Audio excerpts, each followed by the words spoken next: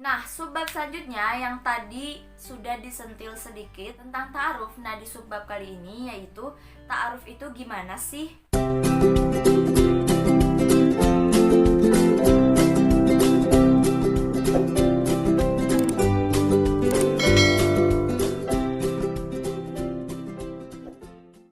Di sini Teh Riri sudah menjelaskan beberapa hal yang harus diperhatikan saat melalui proses ta'aruf atau sedang dalam proses ta'aruf.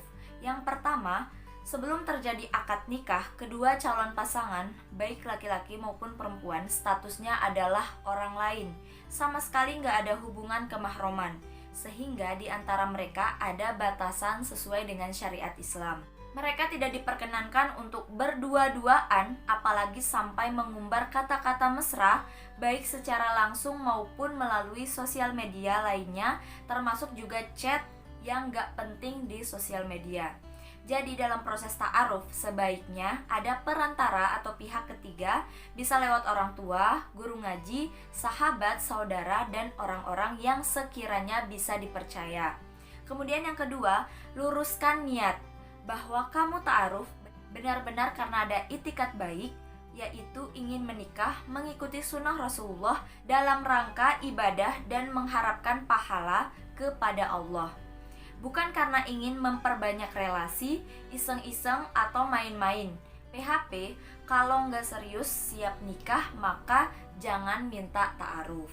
Kemudian yang ketiga, hendaklah bersikap jujur dan menunjukkan akhlak terbaik. Karena niat kita baik, maka harus kita lakukan dengan cara yang baik pula. Jangan sampai kita memberikan informasi palsu, apalagi janji palsu. Karena dengan kita jujur dan kebaikan itu menunjukkan bahwa kita memang serius dan siap berumah tangga. Yang keempat, jika kedua belah pihak sudah merasa cocok dengan informasi yang disampaikan dalam biodata, maka disunahkan masing-masing pihak bertemu dan melihat secara fisik atau nadhar, karena dengan begitu dapat menilai langsung hal-hal yang belum tersampaikan di biodata. Lebih baik lagi ketika proses ini juga didampingi oleh wali atau orang tua masing-masing, sehingga bisa lebih mengenal keluarga satu sama lain. Yang kelima, hal-hal yang bersifat sensitif dan kontroversial sebaiknya juga dibahas dan disepakati pada proses ta'aruf. Seperti misalnya bagaimana pandangan masing-masing mengenai poligami, wanita karir, ibu rumah tangga, dan seterusnya. Termasuk juga misalnya seperti setelah menikah, apakah istri akan ikut suami keluar kota, apakah akan menyewa rumah sendiri atau tinggal bersama mertua atau orang tua. Karena jika tidak disepakati sejak awal, dikhawatirkan bisa menjadi sumber konflik yang mengganggu hubungan rumah tangga di masa depan. Mumpung masih ta'aruf, maka tidak ada salahnya untuk saling mencari tahu pandangan masing-masing agar tidak terjadi kesalahpahaman di kemudian hari. Yang keenam, selama proses ta'aruf, sangat dianjurkan untuk banyak membaca doa istikharah setiap hari. Karena kita ingin jodoh yang kita pilih membawa kebaikan di dunia dan di akhirat, istikharah juga penting untuk menepis keraguan dan kebimbangan selama proses ta'aruf, serta untuk memantapkan hati terhadap pilihan yang akan dijalani. Jangan sampai kita berlama-lama dalam proses ta'aruf ini. Sebaiknya dalam waktu 1-2 bulan sudah ada keputusan apakah akan melanjutkan ke tahap khitbah atau lamaran ataukah tidak. Kemudian setelah khitbah pun jangan terlalu lama jaraknya menunggu akad. Insya Allah waktu 3-6 bulan juga sudah cukup untuk mempersiapkan segala keperluan akad nikahnya. Sebab selanjutnya yaitu cerita aib saat ta'aruf. Nah, di sini ada cerita ketika ada seseorang yang bertanya kepada Teh Riri, "Kak, saya udah gak perawan. Dulu saya pernah berpacaran dan kebablasan. Tapi saya sudah bertaubat dan amat sangat menyesali perbuatan saya. Apa jika saya ta'aruf nanti, saya harus menyebutkan kekurangan itu?" Jawabannya adalah jangan. Jadi ini berdasarkan cerita dari Teh Riri.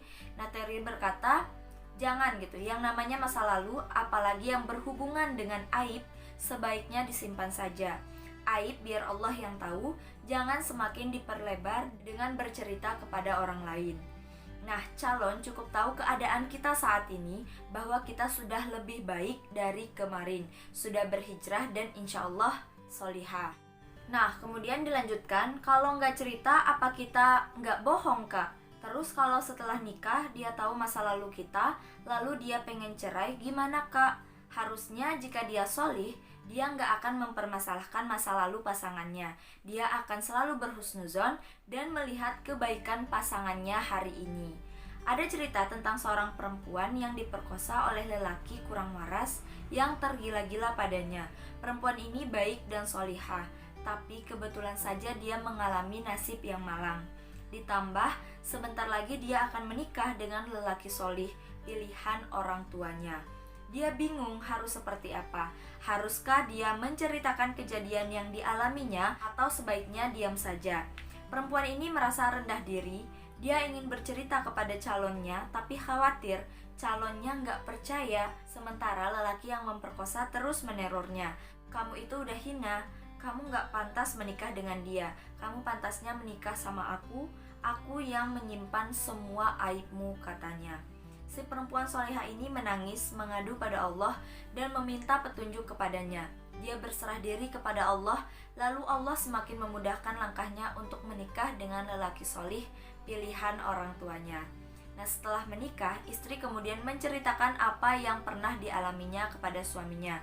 Namun dengan lapang hati, si suami yang solih menerima dengan baik masa lalunya. Dia tak peduli dengan apa yang pernah dialami oleh istrinya. Yang dia lihat adalah kebaikan dan kesolihan sang istri saat ini. Dan itu cukup menjadi alasan untuk dia tetap bertahan dan semakin mantap membina rumah tangga ke depannya.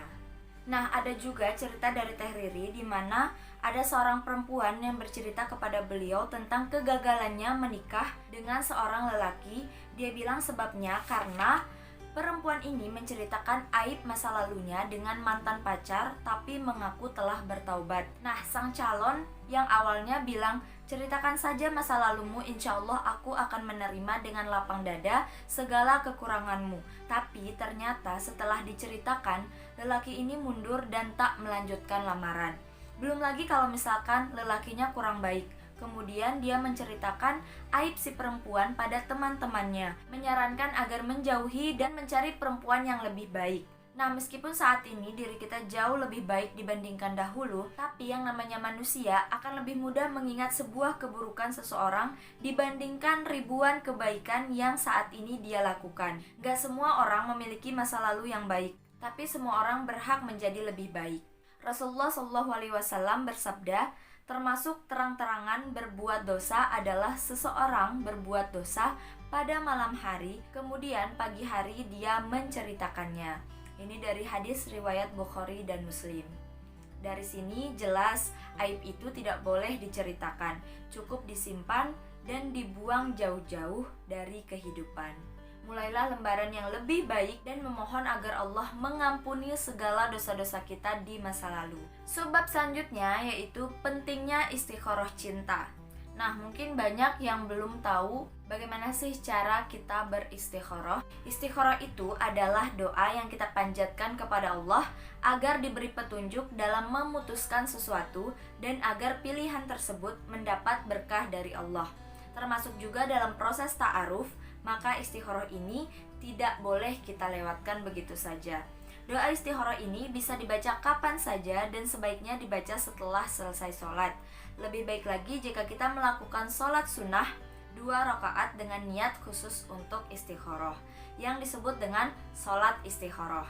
Sholat istikharah bisa kita lakukan kapan saja, bisa dilakukan bersamaan dengan sholat duha, sholat rawatib, sholat tahajud, dan kapanpun waktunya. Paling bagus tentu di sepertiga malam terakhir. Nah, ketika misalnya kita sudah meminta petunjuk kepada Allah gitu melalui sholat istikharah atau melalui bacaan doa istikharah, nah tentunya kita akan bertanya gitu, apa sih jawaban atau hal yang Allah berikan ketika kita sudah berdoa demikian gitu, ketika kita sudah melalui proses istikharah. Nah, yang pertama yaitu melalui keyakinan.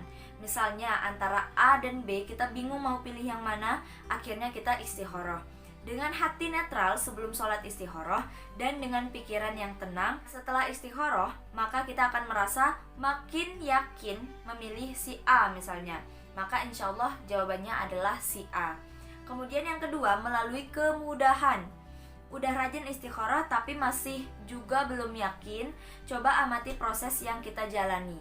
Si A itu orangnya ramah, orang tuanya mudah, orang tuanya kita setuju, dan dari segi agama dia juga bagus. Lalu proses demi proses terlewati dengan mudah ketika memilih dia. Maka insya Allah jawabannya adalah si A tersebut. Kemudian yang ketiga adalah nasihat dari orang-orang solih. Jika kita masih bingung, maka kita coba tanya ke orang-orang solih di sekitar kita.